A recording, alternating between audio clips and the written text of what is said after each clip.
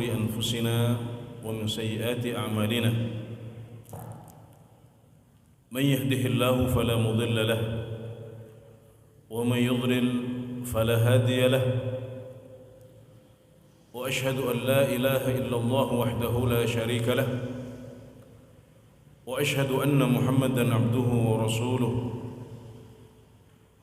صلى الله عليه وعلى آله وأصحابه أجمعين أما بعد.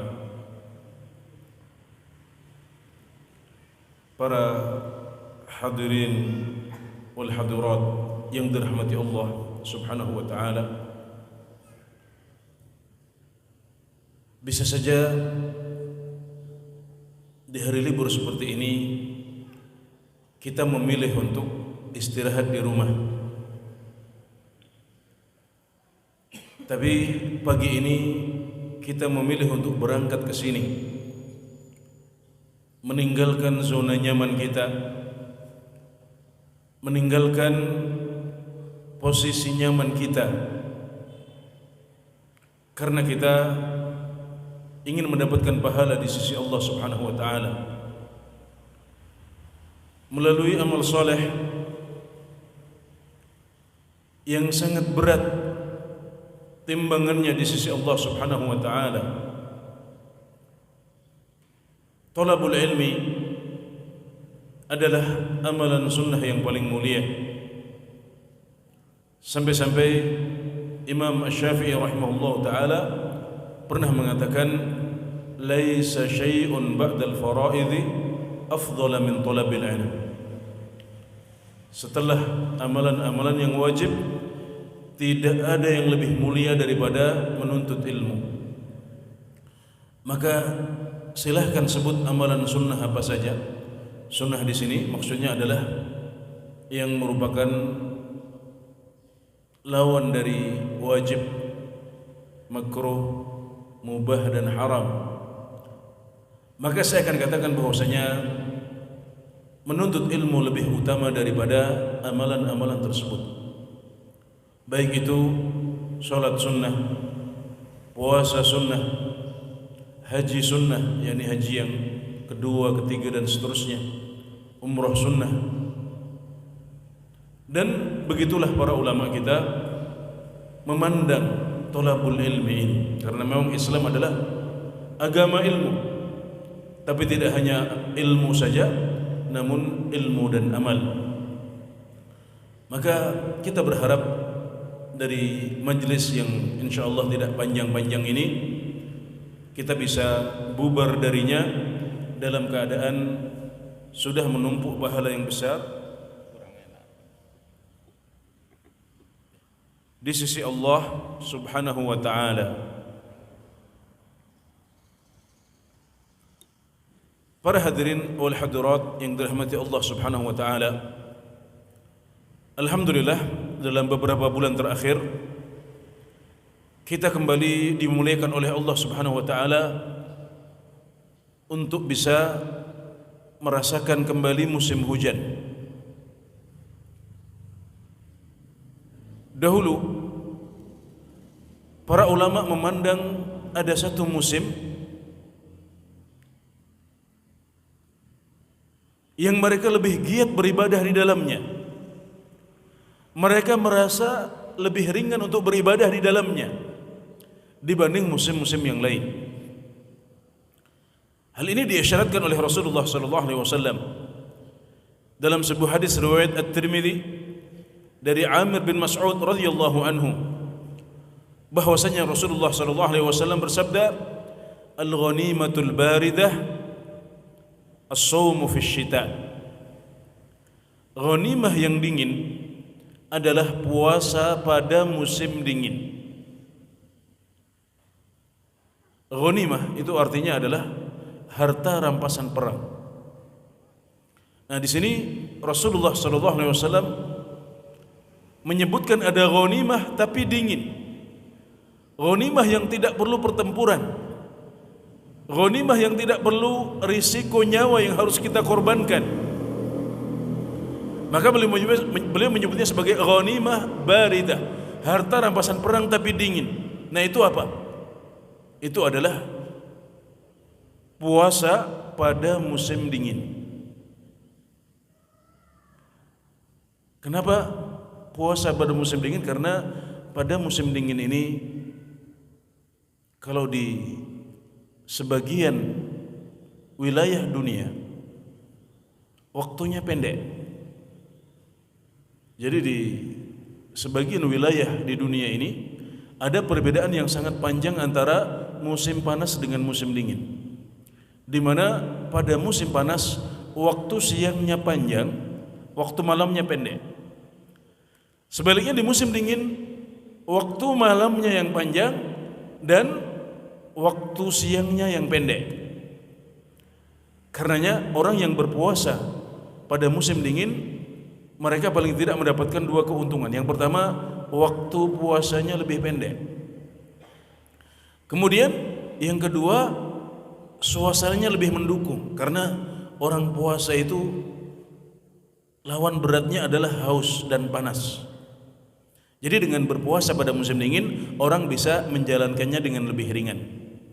Karenanya Rasulullah SAW menyebut puasa di musim dingin sebagai al-ghanimah al-baridah, harta rampasan perang yang dingin. Dalam hadis yang lain, beliau mengatakan, ini hadis hasan li ghairihi. Kalau secara individu, secara sanad hadis satu persatu lemah, tapi karena ada beberapa jalan sanadnya, akhirnya saling menguatkan sehingga dihukumi sebagai hasan li ghairihi. Beliau mengatakan, asy-syita'u rabi'ul mu'min, tala lailahu faqamah wa qasura naharuhu fasamah. Musim dingin adalah musim semi bagi seorang mukmin. Malamnya panjang, maka dia bangun di malam itu, dan siangnya pendek, maka dia bisa berpuasa di situ. Rabi' atau musim semi adalah musim yang biasa disebut sebagai musim paling indah. Nah, bagi kaum mukminin, kata Rasulullah SAW, musim yang paling indah bukanlah musim semi, bukan Rabi' itu sendiri. Musim yang paling indah bagi seorang muslim adalah justru musim dingin. Kenapa? Karena musim dingin itu malamnya panjang sehingga seorang mukmin bisa banyak qiyamul lail pada malam-malamnya, dan siangnya pendek sehingga umat Islam bisa bersemangat untuk berpuasa pada siang-siangnya.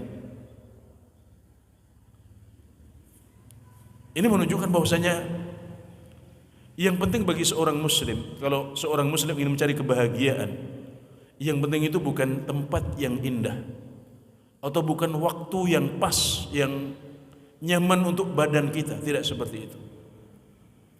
Kebahagiaan seorang mukmin, kebahagiaan yang sejati adalah ketika dia tinggal di suatu tempat, kemudian dia bisa banyak beribadah di situ tanpa bermaksiat kepada Allah Subhanahu wa taala. Itu adalah tempat yang paling indah. Kalau kita punya rumah yang kecil sederhana, tapi di situ kita banyak beribadah kepada Allah Subhanahu wa taala, kita tidak banyak bermaksiat di situ, yakinlah bahwasanya rumah itu akan menjadi rumah yang sangat menenangkan dan merupakan tempat yang paling bahagia untuk kita. Sebaliknya, kalau ada musim yang kata orang-orang indah, musim semi di mana pohon-pohon mulai keluar daunnya, di mana pada musim itu bunga-bunganya juga mulai keluar. Tapi kalau pada musim itu kita banyak bermaksiat kepada Allah Subhanahu wa taala, maka musim itu tidak akan menjadi musim yang indah untuk kita.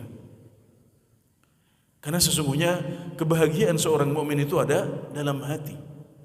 Kebahagiaan hatinya itu karena dia banyak beribadah kepada Allah Subhanahu wa taala, dan dia tidak akan bahagia kalau banyak bermaksiat kepada Allah Subhanahu wa taala. Maka musim terindah bagi seorang mukmin bukan musim semi seperti kata banyak orang. Nabi Muhammad SAW mengatakan musim semi bagi seorang muslim adalah musim dingin. Musim dingin di mana orang kadang merasa nggak nyaman, merasa dingin. Tapi karena di musim ini orang termotivasi untuk lebih banyak beribadah kepada Allah Subhanahu wa taala, maka jadilah ini musim terbaik di mata Rasulullah sallallahu alaihi wasallam. Ibnu Rajab Al-Hambali saat mensyarah hadis ini, saat menjelaskan hadis ini, beliau mengatakan, kenapa Nabi Muhammad sallallahu alaihi wasallam mensifati musim dingin sebagai Rabiul Mu'min, sebagai musim semi bagi orang-orang yang beriman? Kata beliau, karena pada musim ini seorang yang beriman bisa bermain-main di taman-taman ketaatan. Dia bisa bermain-main di medan-medan ibadah, dan dia bisa berwisata hati di taman-taman amal soleh yang dimudahkan baginya. Jadi ini digarisbawahi oleh para ulama, amal-amal yang dimudahkan di musim tersebut. Kita sebagai seorang mukmin, kita akan beribadah kepada Allah Subhanahu wa taala kapanpun dan dimanapun insyaallah. Tapi kita mengakui bahwasanya ada musim-musim di mana kita tergerak, terdorong untuk lebih banyak beribadah kepada Allah Subhanahu wa taala. Misalnya di bulan Ramadan. Nah, kalau kita berbicara tentang 4 musim yang dikenal di Jazirah Arab, dari musim dingin, musim panas, musim semi, musim gugur, maka para ulama memandang bahwasanya musim dinginlah yang paling banyak mendorong orang untuk lebih banyak beribadah kepada Allah Subhanahu wa taala. Umar bin Khattab radhiyallahu anhu mengatakan, "Asy-syita'u ghanimatul 'abidin." Musim dingin adalah ghanimah bagi para ahli ibadah. Sementara Abdullah bin Mas'ud radhiyallahu anhu mengatakan, "Selamat datang wahai musim dingin. Di dalamnya turun barakah, malamnya panjang untuk qiyamul lail, siangnya pendek untuk berpuasa." Al-Hasan Al-Basri rahimahullahu taala mengatakan, sebaik-baik zaman untuk seorang mukmin adalah musim dingin. Malamnya panjang, maka dia bisa qiyamul lail, dan siangnya pendek, maka dia bisa banyak berpuasa di situ. Dan bukan hanya puasa saja, sebagian ulama juga menyebutkan bahwasanya membaca Al-Quran itu bisa lebih bersemangat kalau kita berada di musim dingin. Ubaid bin Umair mengatakan, jika sudah masuk musim dingin, wahai para ahlul Quran, malam kalian panjang, maka gunakanlah untuk membaca Al-Quran sebanyak mungkin, dan siangnya pendek, maka perbanyaklah puasa di situ. Dan sebagian ulama lagi menyebutkan bahwasanya salah satu amalan yang bisa dilakukan dengan lebih banyak, kita memiliki motivasi untuk melakukannya lebih banyak, adalah thalabul ilm. Termasuk mencari ilmu juga lebih nikmat dilakukan di musim dingin. Saya ingat ketika masih kuliah dulu, ada beberapa masa kami itu ujian di musim dingin, Pak. Nah, musim dingin itu tentunya seperti yang sudah saya jelaskan tadi, malamnya panjang. Nah, kita kalau sore sampai malam, ya dari habis asar sampai isya, itu biasanya kegiatannya di Masjid Nabawi. Ada bis yang antar jemput, nanti habis isya kita dijemput.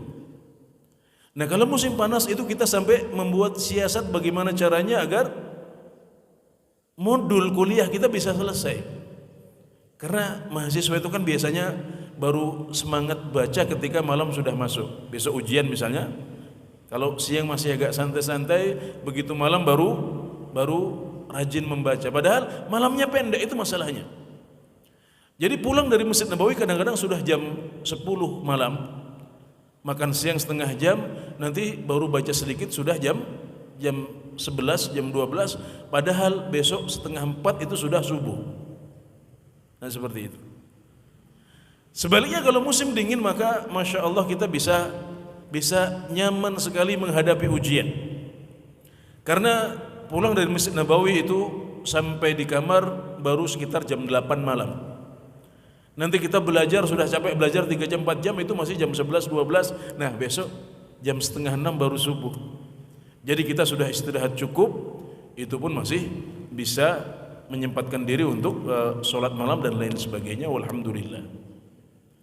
Jadi tidak hanya puasa, thalabul ilmi juga membaca Al-Quran juga lebih nikmat untuk untuk dilaksanakan saat kita berada di musim dingin. Namun sayangnya musim dingin itu tidak ada di Indonesia. Ya Bapak Ibu sekalian, musim dingin itu nggak ada di Indonesia. Kita dari sejak SD diajari bahwasanya kita hanya mengenal dua musim. Musim kemarau dan musim hujan. Di sebagian negara Afrika katanya juga ada dua musim saja, Pak. Kata teman-teman, Sudan itu musimnya dua katanya. Yaitu musim panas dan panas sekali katanya. Itu kita suka mencandai anak-anak Sudan atau teman-teman kita yang kuliah di Sudan itu katanya musimnya musim panas dan musim panas sekali. Dan Indonesia Masya Allah membuat iri banyak orang karena di sini kita memiliki dua musim yang mu'tadil kata mereka. Mu'tadil itu artinya sedang, nggak ada panas sekali, nggak ada dingin sekali. Jadi kita memang tidak memiliki 4 musim, tapi orang-orang iri dengan kondisi kita di Indonesia yang memiliki 2 musim yang sedang-sedang saja. Walhamdulillah. Nah kalau kita mencari musim mana yang lebih dekat dengan musim dingin, apa jawabannya? Apakah musim kemarau atau musim hujan kira-kira? Masya Allah, kayaknya semuanya sepakat untuk menjawab musim hujan lebih mirip dengan musim dingin daripada musim kemarau. Sepakat Pak ya? Ya memang seperti itu. Dan kita sekarang sedang berada di musim dingin. Maka sebagaimana dahulu Nabi Muhammad SAW, para sahabat, para tabi'in, para ulama kita begitu bersemangat untuk menambah amalan di musim dingin, maka mestinya saat menapaki pekan-pekan dan bulan-bulan musim hujan ini, kita juga berusaha untuk menyemangati diri. Ini adalah musim yang mirip dengan musim dinginnya Rasulullah SAW. Maka ayo kita lihat apakah kita bisa menambah ibadah di musim dingin ini. Bukan musim dingin, tapi di musim hujan ini, iya. Dan pada kesempatan pagi hari ini saya ingin mengupas beberapa amal soleh yang bisa kita lakukan dalam kaitannya dengan musim hujan yang sedang kita rasakan saat ini. Ada banyak amal soleh yang bisa kita laksanakan di musim hujan, di samping apa yang sudah disebutkan tadi berupa memperbanyak qiyamul lail, memperbanyak puasa sunnah, memperbanyak baca Al-Quran, juga memperbanyak thalabul ilmi. Di antara yang diajarkan oleh Rasulullah SAW adalah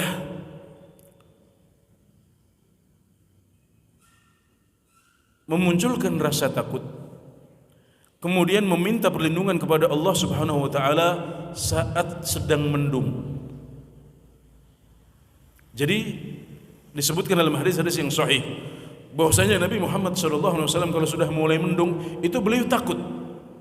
Dan takut adalah ibadah hati, Pak. Jadi takut itu bukan gratis, nggak dapat apa-apa.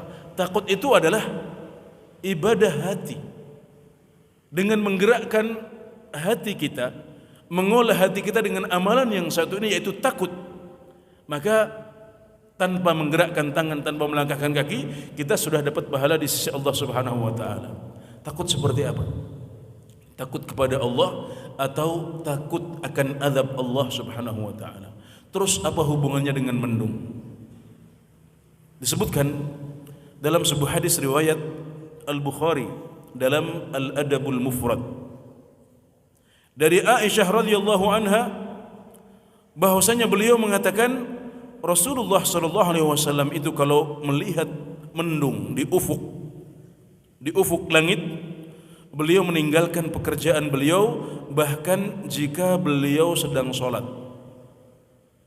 Jadi kalau beliau sedang sholat sunnah kemudian tiba-tiba terasa ada mendung, beliau meninggalkan sholat sunnah ini. Kalau yang wajib tentunya tidak. Kemudian beliau tampak ketakutan dan beliau mengatakan Allahumma inni a'udzubika min syarriha. Ya Allah, sungguh aku berlindung kepadamu dari keburukan mendung ini. Jadi Nabi Muhammad SAW saking kuatnya rasa takut beliau kepada Allah Subhanahu wa taala, beliau khawatir mendung ini akan jadi azab seperti yang ditimpakan kepada umat-umat sebelum beliau. Maka beliau sangat takut. Kemudian beliau berlindung kepada Allah Subhanahu wa taala. Ini semuanya dua-duanya ibadah, Pak. Rasa takut itu bernilai ibadah di sisi Allah Subhanahu wa taala. Kemudian ketika beliau menenangkan diri dengan meminta perlindungan kepada Allah, ini doa. Isti'adzah, itu ibadah kepada Allah Subhanahu wa taala.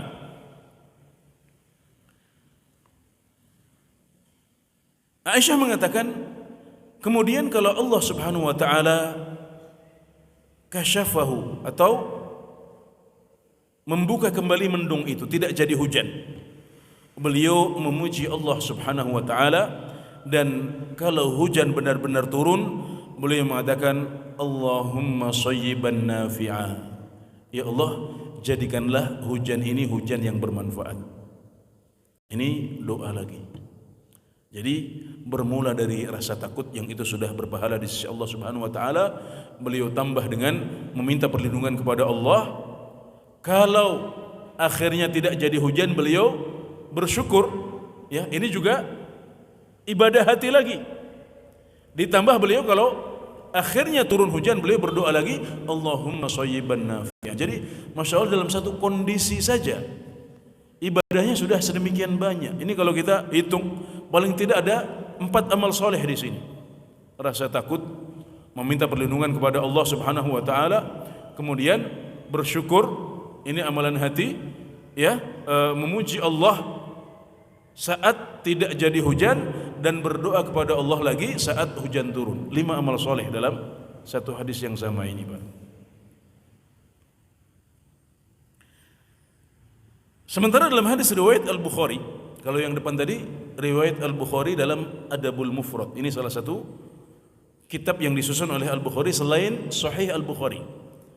Ya, ini sekarang yang di Sahih Al-Bukhari. Masih dari Aisyah juga, beliau mengatakan Nabi Muhammad SAW itu kalau beliau melihat mendung di langit, maka beliau maju mundur resah, keluar rumah masuk rumah lagi, dan wajah beliau berubah karena rasa takut beliau kelihatan di wajah beliau. Maka Aisyah sudah memaklumi itu karena selalu begitu Rasulullah SAW. Kalau kita mungkin karena lemahnya rasa takut kita kepada Allah Subhanahu wa taala, ya, apalagi di sini hujannya tiap hari hujan, kita mungkin sudah enggak takut lagi, Pak. Di Madinah itu kadang-kadang setahun cuma turun hujan 3 kali kadang-kadang. Kalau kita dapat hujan 10 kali, Pak, itu alhamdulillah, itu sudah banyak sekali, Masya Allah. Memang daerah kering, gersang, padang pasir. Nah, Aisyah sudah terbiasa dengan apa yang terjadi pada Rasulullah SAW ini. Maka ketika Aisyah mencoba memaklumi, Rasulullah SAW mencoba menjelaskan. Beliau mengatakan, saya tidak tahu apa yang akan terjadi. Jangan-jangan ini seperti yang dikatakan oleh sebagian kaum dahulu. Maksud beliau adalah kaumnya Nabi Hud, di mana kepada mereka turun firman Allah Subhanahu wa taala, falamma ra'awhu 'aridan mustaqbila awdiyatihim qalu hadha 'aridun mumtiruna bal huwa masta'jaltum bih rihun fiha 'adzabun alim. Dan ketika kaumnya Nabi Hud alaihi salam melihat ada awan mendung yang mengarah ke lembah tempat mereka tinggal, mereka mengatakan ini adalah awan atau mendung yang akan menurunkan hujan untuk kami. Kata Nabi Hud kepada mereka, tidak, sebaliknya ini adalah azab yang kalian minta untuk disegerakan. Angin yang di dalamnya ada azab yang pedih. Dan betul, akhirnya turun azab itu kepada mereka berupa angin yang memporak-porandakan tempat tinggal mereka. Jadi sebelum itu mereka menantang Nabi Hud alaihi salam dengan mengatakan, "Wahai Hud, apakah engkau datang kepada kami untuk memalingkan kami dari Tuhan-Tuhan kami? Maka datangkanlah dengan apa yang pernah engkau janjikan kalau memang engkau jujur." Jadi mereka nantang, azab pedih yang pernah engkau janjikan itu, ayo silahkan datangkan kepada kami. Nah, itu yang akhirnya benar-benar diutus oleh Allah Subhanahu wa taala, dan ketika mendung mulai muncul di dekat tempat tinggal mereka, mereka mengatakan, ini hujan biasa. Ini hujan biasa, ini hujan yang akan membasahi tanah kami dan menyuburkan ladang dan sawah kami.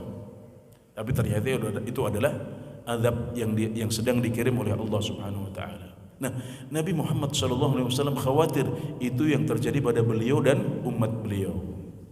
Masya Allah, ini adalah sebuah teladan yang agung dan pelajaran amal soleh dari Rasulullah SAW.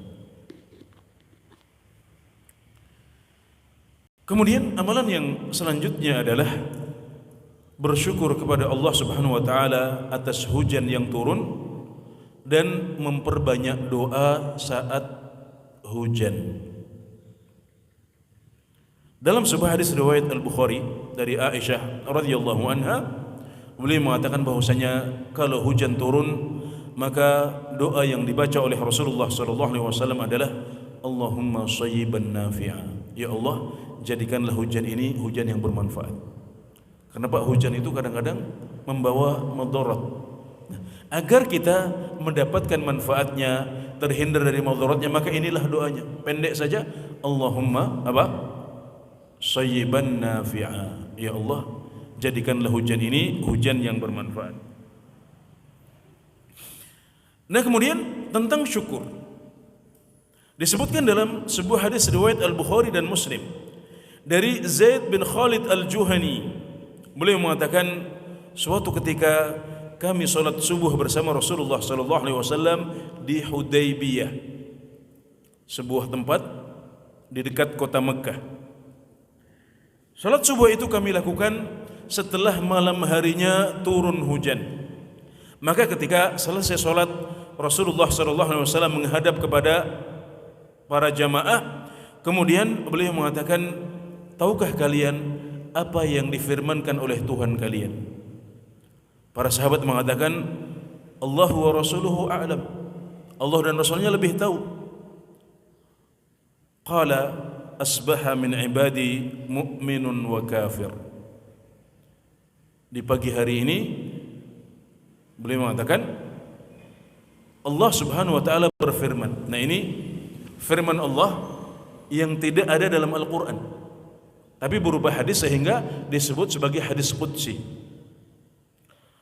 Allah mengatakan, di pagi hari ini ada di antara hambaku yang beriman kepadaku dan ada yang kafir kepadaku. Kemudian Allah jabarkan, adapun yang mengatakan hujan telah turun dengan karunia dan rahmat dari Allah Subhanahu wa taala, maka itulah orang yang beriman kepadaku dan kafir kepada bintang-bintang. Sedangkan mereka yang mengatakan hujan telah turun karena bintang ini dan bintang itu, maka merekalah yang kafir kepadaku dan beriman kepada bintang-bintang. Jadi seorang mukmin ketika mendapatkan hujan, hendaklah dia mengatakan mutirna bifadlillahi wa rahmatihi. Bersyukur kepada Allah Subhanahu wa taala dengan hatinya dahulu, bersyukur alhamdulillah hujan turun, insyaallah tidak perlu beli air, tanah akan subur, ya, tanaman akan matang dengan baik insyaallah. Kemudian kita mengucapkan mutirna bifadlillahi wa rahmatihi. Kami mendapatkan hujan karena anugerah dari siapa? Dari Allah Subhanahu wa taala dan dengan rahmat darinya. Jangan katakan hujan ini karena bintang A atau bintang B, rasi A, rasi B. Itu adalah bentuk kufur kepada Allah Subhanahu wa taala. Juga Nabi Muhammad SAW mengajarkan bahwasanya salah satu doa yang mustajab adalah doa ketika hujan. Nah, Sahal bin Sa'ad meriwayatkan dari Nabi Muhammad SAW bahwasanya beliau berbicara tentang doa. Maka beliau bersabda, la yuraddu 'inda an-nida wa 'inda al-ba's wa tahta al-matar. Doa itu tidak ditolak oleh Allah Subhanahu wa taala di 3 kondisi. Saat azan, kemudian saat sedang terjadi pertempuran jihad di jalan Allah Subhanahu wa taala, dan satu lagi ketika sedang turun hujan. Ini riwayat Al-Baihaqi dalam Ma'rifatus Sunani wal Athar. Jadi ini adalah beberapa dalil tentang amalan bersyukur ya. Syukur itu dengan hati dahulu, baru kemudian kita ucapkan dengan mulut kita. Juga memperbanyak doa. Makanya ibu-ibu sekalian, bapak-bapak sekalian, karena hari-hari ini kita mengalami banyak hujan, kita sebaiknya memiliki banyak stok doa. Buku kumpulan doa harus standby di rumah. Kapan turun hujan, doakan orang tua kita yang sudah meninggal, kakek-kakek kita, nenek moyang kita yang muslim, anak-anak kita. Manfaatkan. Ini adalah waktu yang mustajab untuk berdoa. Apalagi kalau bapak ibu juga memiliki senjata andalan. Doa orang tua untuk anak itu mustajab.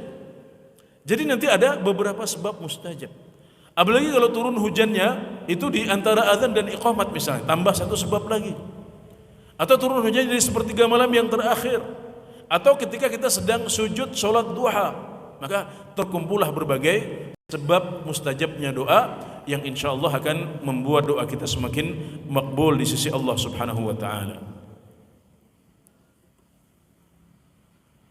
Di antara yang diajarkan oleh Rasulullah SAW adalah doa khusus ketika hujannya sangat lebat dan dikhawatirkan terjadi banjir, longsor atau yang semacamnya. Pernah Nabi Muhammad SAW sedang khutbah, maka seorang yang hadir dalam sholat itu berdiri kemudian meminta kepada Rasulullah SAW agar didoakan. Wahai Rasulullah, doakan kami agar hujan turun. Maka Nabi Muhammad SAW mengangkat tangan beliau meminta kepada Allah agar hujan turun. Jadi kalau kita ingin hujan turun, ya caranya istisqa, baik dengan doa langsung atau lebih baik lagi kalau sholat. Ini sunnah yang banyak ditinggalkan oleh umat Islam. Jarang sekali ada umat Islam yang istisqa, sekalipun di musim kemarau yang mereka sangat butuh air. Nah, akhirnya Allah menjawab doa Rasulullah SAW dan hujan ini turun sampai hari Jumat berikutnya. Sepekan penuh hujan. Dan akhirnya orang yang sama di khutbah pekan kedua berdiri lagi dan meminta kepada Rasulullah SAW, meminta beliau agar Allah menghentikan hujan ini. Maka Nabi Muhammad SAW berdoa dengan sebuah doa yang sangat agung. Beliau mengatakan, Allahumma hawalaina la alaina. Ya Allah, turunkan hujan tidak di atas kami persis, tapi di sekeliling kami, di sekitar kami. Allahumma alal akami wal jibali wal dhirab wa butunil awdiyah wa manabitis syajar. Ya Allah, turunkanlah hujan ini di atas dataran tinggi, gunung-gunung, bukit-bukit, lembah-lembah, dan tempat sawah ladang yang ditanami dengan berbagai tanaman. Maka inilah doanya Rasulullah SAW. Ini sunnah untuk kita, Pak. Kalau hujannya sedang deras, ini Masya Allah ya, di sebagian tempat sedang banjir ya. Kita mendengar ada banjir di sekitar Jakarta, ada banjir di Sintang yang sudah berapa pekan masih seperti itu ya. Kalau kita khawatir terjadinya banjir di sekitar kita, maka inilah doa yang diajarkan oleh Rasulullah SAW. Kalau bisa hafal alangkah baiknya, kalau enggak bisa dengan doa sebisa kita. Dengan bahasa Jawa, bahasa Madura boleh Pak, enggak ada masalah. Karena bab doa itu luas. Ya, doa itu tidak harus seperti yang diajarkan oleh Rasulullah SAW. Berbeda dengan zikir yang harus persis seperti yang diajarkan oleh Rasulullah SAW. Kalau doa itu bisa sesuai dengan kebutuhan kita, bisa kita tambah, kita kurangi sesuai dengan kebutuhan kita, bahkan bisa dengan bahasa kita sendiri. Walhamdulillah. Di antara sunnah yang diajarkan oleh Rasulullah SAW adalah membasuh badan kita dengan air hujan saat hujan turun. Dalam sebuah hadis riwayat Muslim dari Anas bin Malik radhiyallahu anhu, beliau mengatakan, suatu ketika turun hujan ketika kami bersama Rasulullah SAW. Maka Rasulullah SAW menyingkap pakaian beliau. Jadi beliau menyingkap pakaian beliau agar air hujan mengenai badan beliau. Ya, ini yang dicontohkan oleh Rasulullah SAW. Maka kami pun bertanya, wahai Rasulullah, kenapa engkau melakukan hal ini? Maka Nabi Muhammad SAW mengatakan, karena hujan ini baru berasal dari Tuhannya, baru saja dia diciptakan oleh Tuhannya. Karena Allah berada di atas, hujan juga turun dari atas, maka Nabi Muhammad SAW mengatakan ini adalah tabarruk, mencari barokah yang benar yang dicontohkan oleh Rasulullah SAW.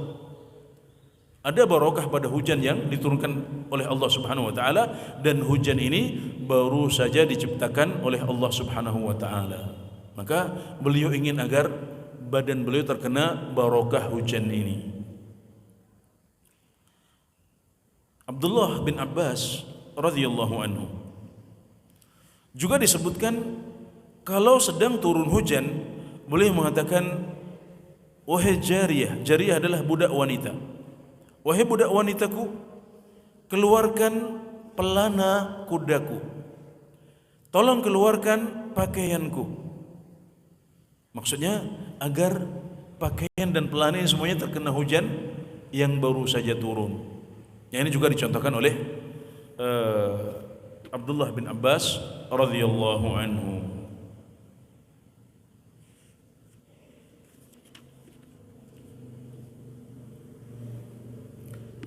Di antara amalan dan sunnah yang diajarkan oleh Rasulullah SAW adalah berwudu dengan air hujan.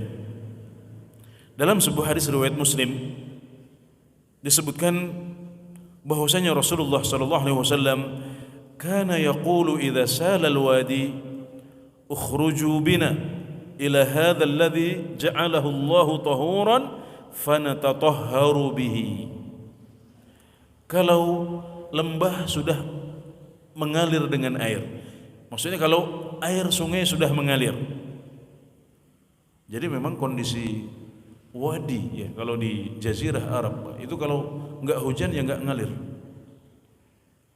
Di Madinah itu ada namanya Wadil Aqiq, yang dalam sebagian hadis disebut sebagai Al-Wadil Mubarak, wadi yang diberkahi.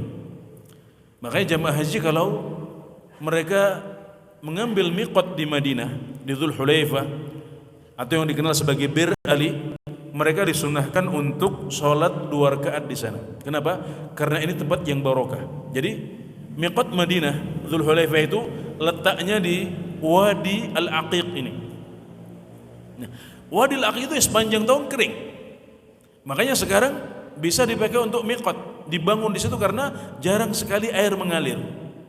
Kalau hujan baru biasanya air mengalir. Nah, kalau wadi sudah mengalir, maka di antara yang dilakukan oleh Rasulullah SAW adalah beliau mengajak para sahabat, ayo para sahabatku keluar sama-sama, mari kita berwudu dari air yang suci yang sudah diturunkan oleh Allah Subhanahu wa taala. Maka ini sunnah Nabi Muhammad SAW. Kita dianjurkan untuk berwudu dengan air hujan yang turun.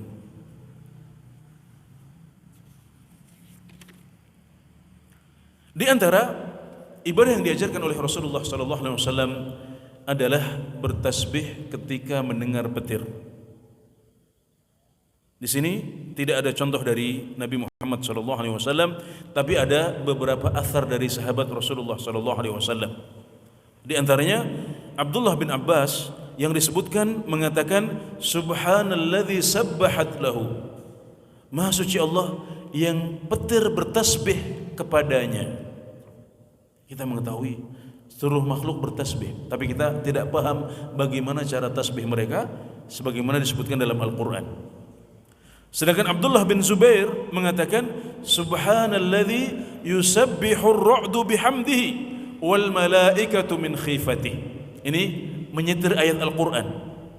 Maha suci Allah yang petir bertasbih kepadanya dengan memujinya, dan para malaikat juga bertasbih kepadanya karena rasa takut mereka kepada Allah Subhanahu wa taala.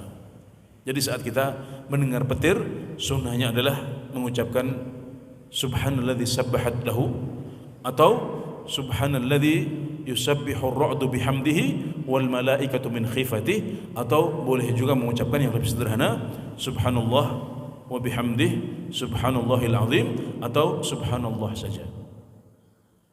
Ya, ini adalah sunnah ketika melihat ada petir. Kemudian di antara sunnah yang diajarkan oleh Rasulullah SAW adalah menahan dinginnya air wudhu di musim dingin. Atau kalau dalam konteks kita di Indonesia, menahan dinginnya wudhu saat musim hujan. Beda nggak Pak kira-kira Pak? Berwudhu di pagi subuh, apalagi pas sedang gerimis atau hujan, dibandingkan kalau kita berwudhu di siang hari musim kemarau. Mana yang lebih berat kira-kira? Saat sedang dingin, karena air itu tabiatnya dia dingin. Jadi kalau ditambah dingin ya berat. Ya, apalagi kalau lokasinya di Lumajang sini, apalagi daerah Senduro sana ya. Maka itu bisa dicoba itu. Nah, ketika saat berwudu kita mengalami berat seperti itu ada tambahan pahala. Dalam sebuah hadis riwayat Muslim diriwayatkan bahwasanya Rasulullah SAW mengatakan, maukah kalian aku tunjukkan kepada amalan yang dengannya Allah akan menghapuskan dosa-dosa kalian dan mengangkat derajat kalian? Maka jawaban para sahabat, tentu wahai Rasulullah, bala ya Rasulullah. Beliau mengatakan isbaghul wudhu'i 'alal makarih. Yang pertama, menyempurnakan wudhu meskipun berat. Kata para ulama, contohnya adalah menyempurnakan wudhu saat musim dingin atau saat sedang sakit. Jadi bapak-bapak dan ibu-ibu sekalian, kalau Anda merasakan berat saat berwudhu di musim hujan ini, maka tetaplah menyempurnakan wudhu Anda. Ya, bagaimana caranya? Dengan jangan pelit, artinya tetap harus sempurna. Semua anggota tubuh harus kena. Maksudnya semua anggota wudhu ya, kalau tangan dia sampai siku. Syukur kalau bisa 3 kali, tapi 1 kali sudah disebut sebagai isbagh. Asal kena semuanya, itu sudah disebut sempurna. Lebih sempurna lagi kalau 3 kali. Ya, ini adalah isbaghul wudhu 'alal makari. Kemudian yang kedua, wa kathratul khuta ilal masajid. Di antara amalan yang bisa menghapuskan dosa dan mengangkat derajat kita adalah memperbanyak langkah kaki ke masjid. Kemudian yang ketiga, wantidharus sholati ba'da sholah, menunggu sholat setelah melakukan sholat.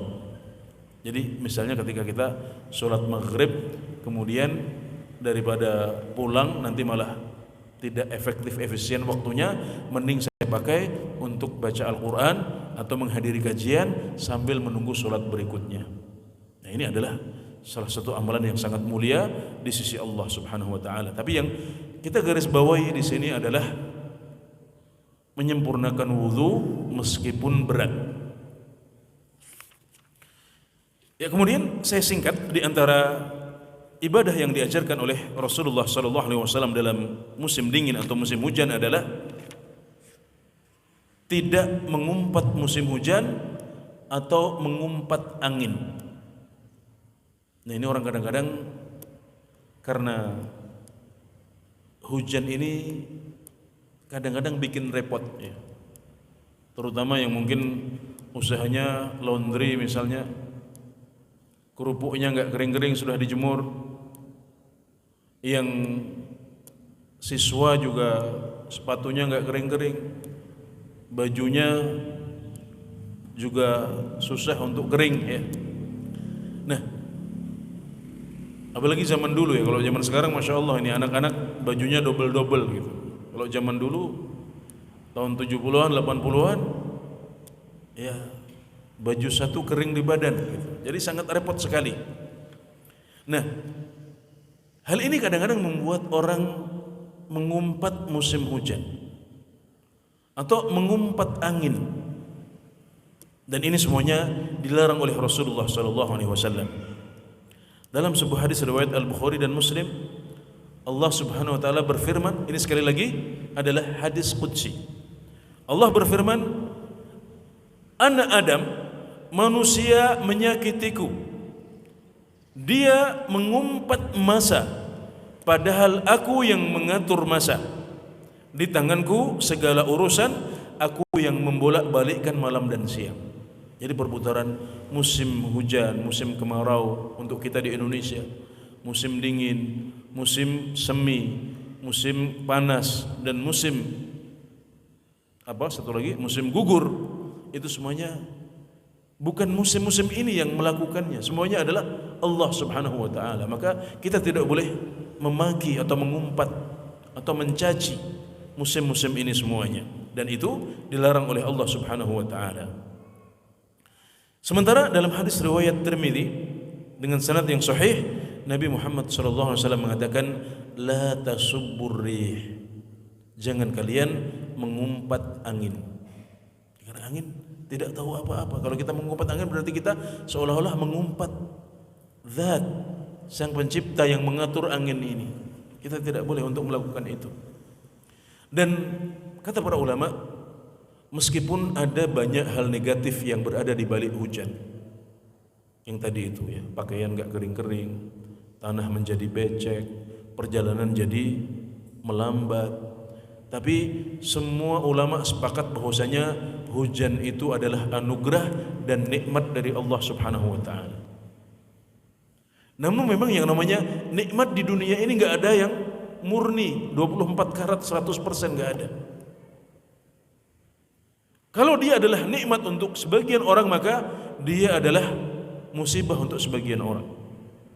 Kalau sebagian sisinya adalah sisi yang terang, sisi yang positif, sisi yang nikmat, maka pasti ada sisi-sisi negatifnya. Itulah semua nikmat di dunia seperti itu. Kalau kita ingin nikmat yang murni 100%, yang 24 karat persis, nggak ada sisi negatifnya, maka di sini bukan tempatnya.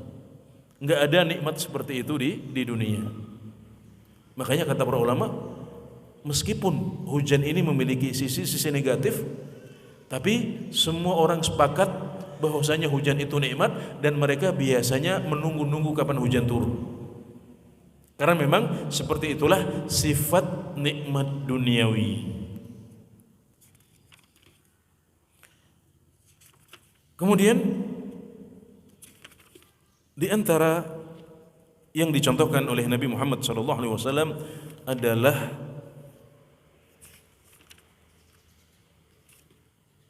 amalan hati. Amalan hati ini sangat penting. Tadi sudah kita sebutkan beberapa contoh ya, bersyukur, bergembira, itu adalah beberapa contoh. Kemudian rasa takut itu juga amalan hati.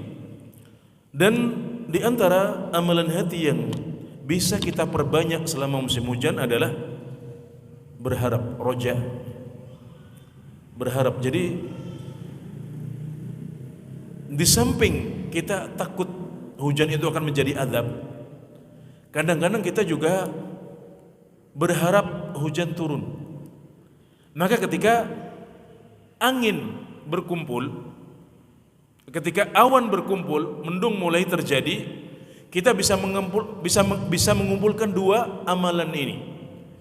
Di satu sisi kita takut itu akan menjadi azab seperti yang dilakukan oleh Rasulullah SAW. Di sisi lain kita berharap ini benar-benar hujan, tapi menjadi hujan yang aman. Maka dengan begitu kita mengumpulkan antara dua amalan hati yang agung. Jadi harap-harap cemas, al-khawfu war-raja, ya, takut menjadi azab, tapi kita berharap itu menjadi hujan yang rahmat dan barokah. Kemudian juga amalan hati berupa sabar dan ridha. Yang bisnisnya laundry, yang bisnisnya kerupuk, ya, yang tadi mengalami kesulitan-kesulitan. Aduh, ini saya nggak bisa banyak produksi saya terhambat, pelayanan saya terhambat. Sabar, beginilah dunia kita. Ya, musim hujan kita harus sabar, syukur kalau bisa ridho. Sabar itu wajib, ridho itu sunnah. Sabar itu yang penting tidak keluar dari kita kata-kata yang buruk, mengumpat musim hujan, mengumpat angin. Meskipun barangkali hati kita masih sakit, nggak apa-apa, itu masih terhitung sabar. Ridho di atas itu, jadi sudah nggak ada rasa sakit lagi di sini. Kita bersyukur kepada Allah apapun yang terjadi. Hujan kita syukuri, tidak hujan kita syukuri. Musim hujan kita memuji Allah, musim kemarau kita juga memuji Allah Subhanahu wa taala. Itu adalah derajat yang tidak mudah itu. Itu adalah derajat ridha.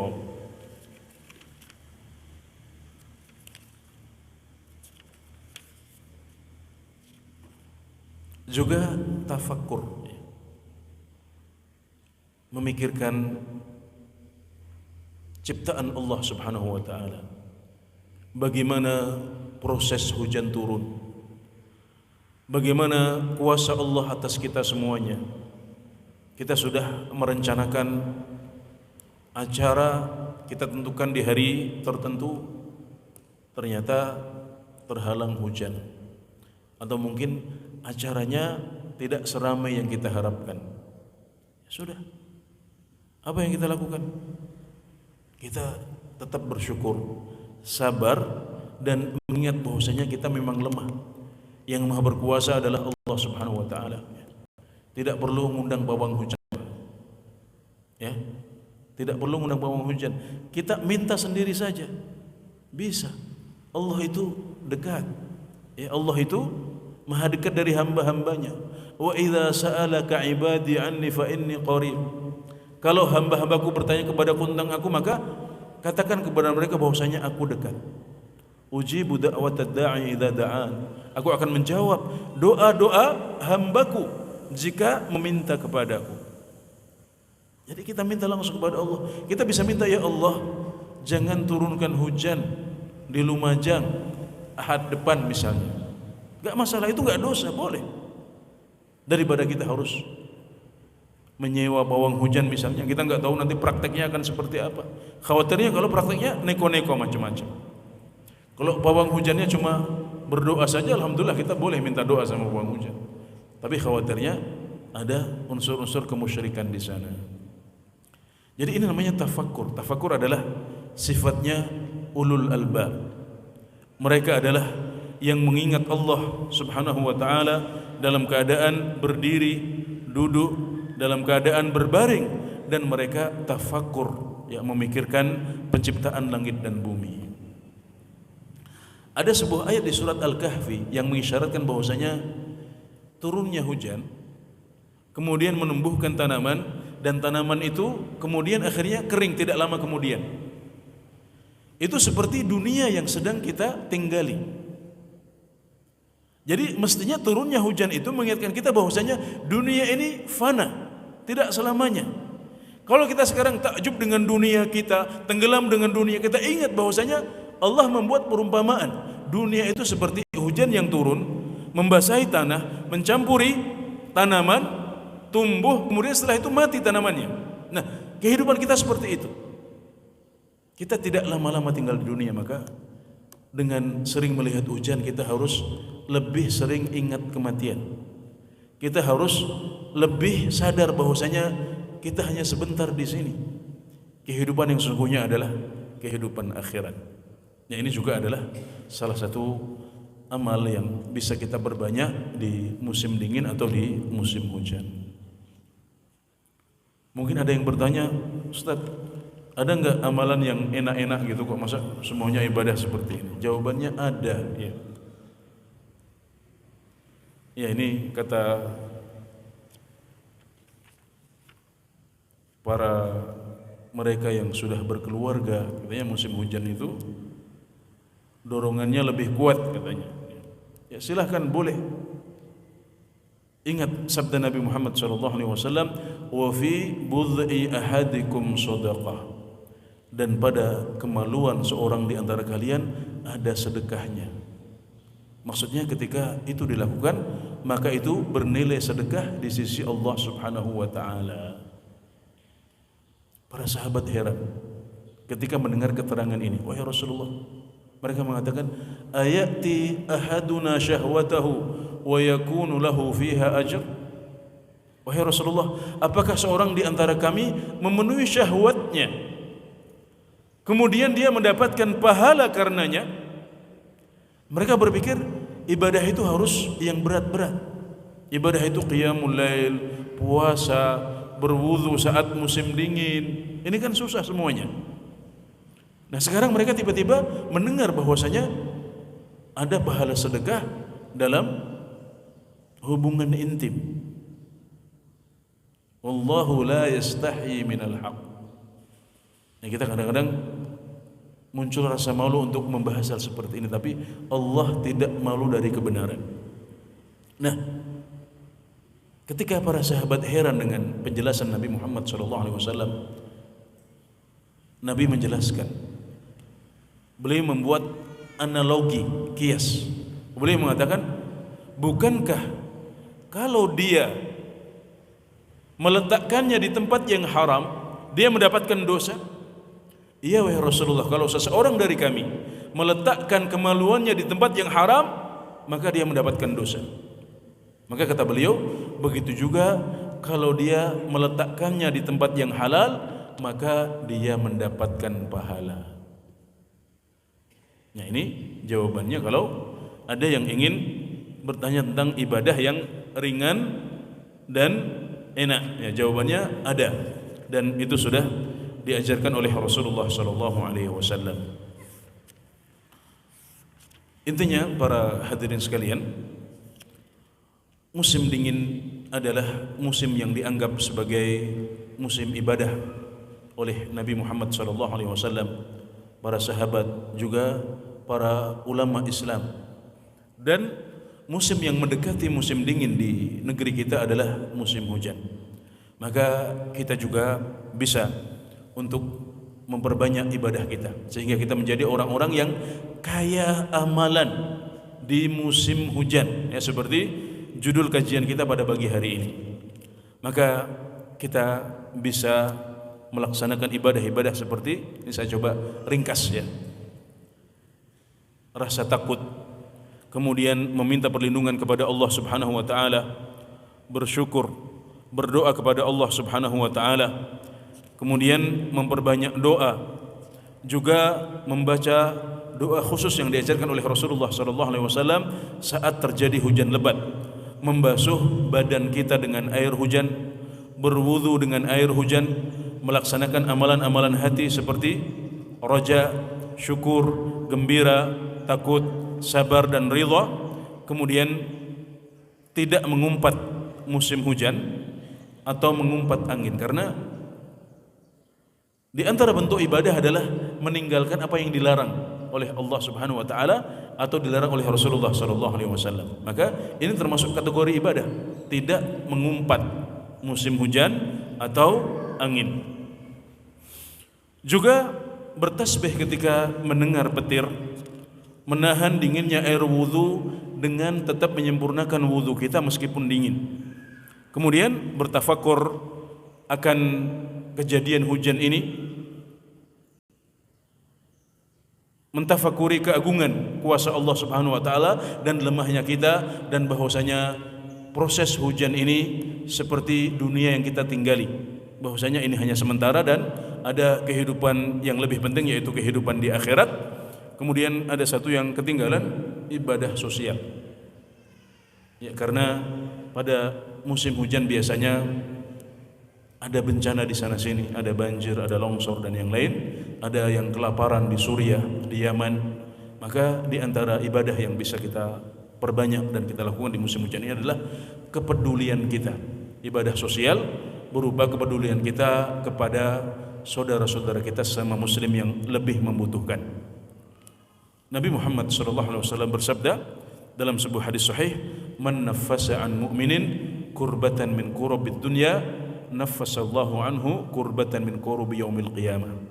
Barang siapa yang meringankan kesulitan seorang mukmin di dunia, maka Allah akan meringankan kesulitannya pada hari kiamat kelak. Dan saudara kita di Sintang, di Yaman, di Suriah, juga di berbagai penjara, di berbagai belahan bumi lain sedang membutuhkan uluran tangan kita, maka kita alhamdulillah dalam kondisi sehat walafiat, aman. Kalau ada rezeki berlebih, kita bisa juga melaksanakan ibadah sosial ini sebagaimana dahulu para sahabat Rasulullah SAW dan juga Nabi Muhammad SAW ternyata memiliki proyek-proyek sosial mereka sendiri. Kalau kita membaca sirah mereka, masing-masing dari mereka itu punya proyek sosial meskipun kecil, dalam bentuk mengundang orang makan, membantu janda yang membutuhkan, atau menyantuni fakir miskin, anak yatim. Masing-masing dari mereka memiliki proyek sosial seperti ini yang patut untuk kita teladani bersama. Ya, barangkali ini yang bisa kami sampaikan pada kesempatan pagi hari ini. Semoga bermanfaat. Wallahu taala a'lam. Wa sallallahu ala nabiyyina Muhammad wa ala alihi wa sahbihi wasallam.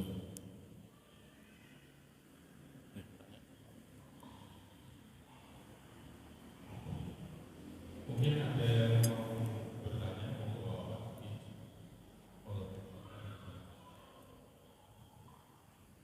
kronologi bisa berkaitan dengan hujan.